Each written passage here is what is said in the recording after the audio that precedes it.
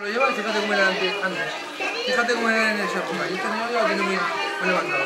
Bueno, luego el tren del oeste, que siempre sale del tren del oeste, que venían unas pruebas, los típicos vaqueros asaltando la diligencia, la zona de los desiertos y lo que hizo, la Virgen María y el niño ya huyeron a Egipto, no sé qué Egipto lo quería matar, ¿no? Quería matar. Pues dijeron, vamos, ¿dónde vivían los forajidos en aquella época?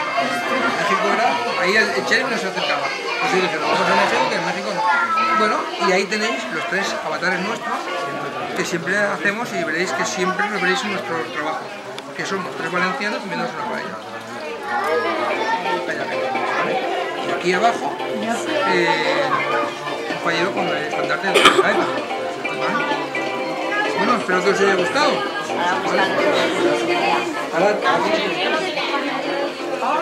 Puede ser. Todo lo que no sea de vaquero es intruso. Vaquero vindo. O sea, los que hay ahí, eso es intruso.